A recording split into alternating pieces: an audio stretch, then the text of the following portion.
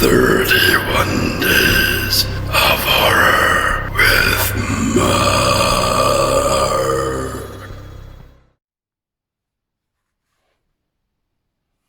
Good evening. Hope you're well.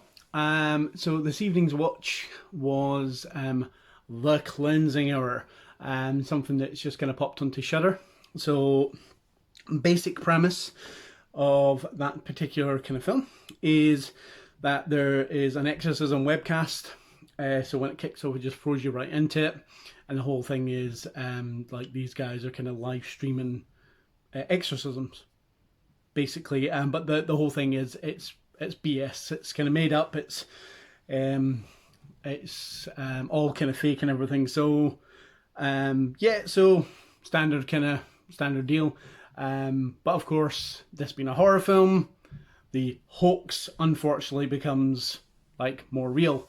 It was 95 minutes long, which I thought was a perfectly decent runtime for it. It's probably the biggest misfire I've watched this far. Straight up, it's not a bad film, but it's not really a good film either. The concept's really cool. I really like the kind of concept. I like the idea, the kind of webcast, and obviously stuff going pear-shaped and everything. It's pretty kind of gruesome in terms of its kind of violence. Some choppy CG, as always, unfortunately. But I'm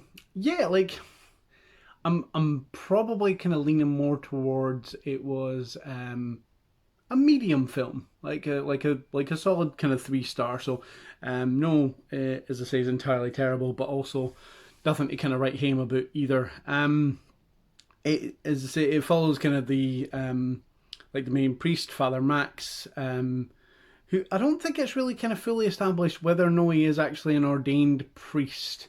I mean, because the whole thing is fake, it kind of naturally assumed that he's no. But it never really kind of goes into that. It just kind of leaves it kind of hanging there. And he's kind of best mate, so it's these two kind of guys. And for the most part, the film takes place in just on the set, which I think was pretty cool. Like, I'm quite a big fan of kind of stuff that actually kind of takes place in the one room. Like, if you can kind of do a horror film, or any film for that matter, or any TV episode, and actually just set in the one room and have it kind of go like creative and everything, I'm totally all over that. Because it usually tends to kind of focus a wee bit more on the writing.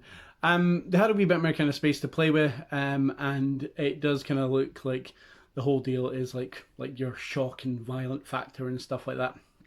So yeah, so obviously the whole kind of thing sort of like when the demon takes kind of possession of. So, like as it says, it's two guys. One guy basically kind of runs the stuff behind the scenes and everything, and then there's the like Father Max, who's the kind of priest who's up front and everything. And the last that kind of takes over for this particular kind of thing, that like the one who's acting possessed, is actually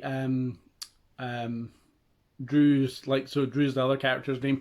His kind of like, I want to say fiance. So they're not quite kind of married or anything like that. And of course, the demon decides it's going to possess her. So that's obviously, there's your stakes and everything. It kind of plods along. There's a couple of wee kind of bits which I'm kind of like, you see like a few kind of select kind of people watching it, which kind of makes sense as it kind of like progresses. It also kind of makes sense that the fact that like there are people watching it and everything. And I do like the fact that like as people are watching it, they're seeing the shit unravel, and I'm kind of losing it over it as well, kind of thing. So yeah, that's pretty cool as well. See, some of the CG is ropey. There's a scene with some fire, and it kind of and again, totally and utterly understand why they didn't set people on fire in films these days, because it's dangerous. So I totally understand like the need to kind of go for CG, but again, I don't think we're at a point where CG fire looks super realistic. I mean, it possibly looks more realistic than a guy kind of slathered in the kind of like the flame retardant gel, and obviously the kind of suit under the flames. So again, I totally kind of get why they didn't do that, but again, it looked a little bit kind of ropey. And it says pretty violent at points, pretty sweary. I don't think this would have kind of done well in the cinema. I think it possibly would have kind of it would have just kind of fell by the wayside. Mainly because I don't know, it just kind of seems fairly average. It's acted pretty well. Like the guys, like the two leads and the lass who's kind of like all kind of repossessed and everything, all Linda Blaired up and everything. She's pretty decent. Like she's pretty decent. Only thing is obviously you've got somebody quite clearly kind of doing the voiceover in the background kind of thing. But the last kind of like acting quite well, like, you know, looks pretty kind of evil, rocking the all bit kind of white contact lenses, so it's a wee bit kind of like, it tends to kind of staple most of the exorcism kind of film cliches kind of thing.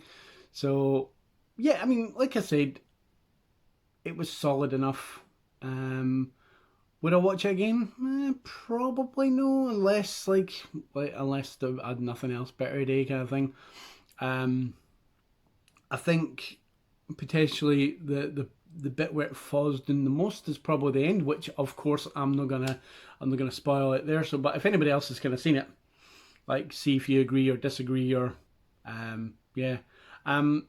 There's not really kind of much more I'm going to say. This is going to be a relatively short review of the night, unlike my previous one, which was 40 minutes. But to be fair, I was talking about 5 Final Destination films. But yeah, Cleansing Hour. If you got the Shudder like access and stuff like that, give it a watch. Like, I mean, it's October, so 31 Days of Halloween or horror or whatever, however you can actually kind of pronounce it, doesn't kind of go amiss.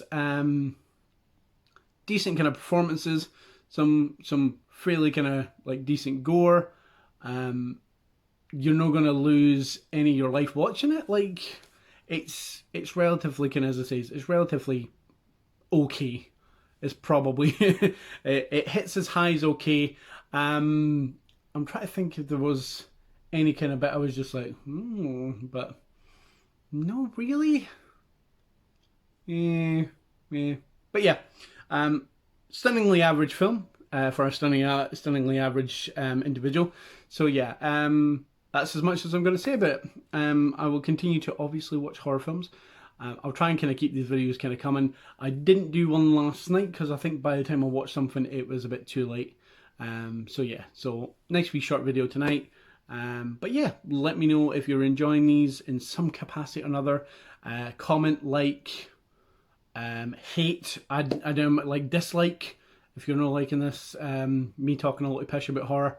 That's fine, I tend to talk a lot of pish anyway. But yeah, nice speaking to you guys, and have yourself a good evening.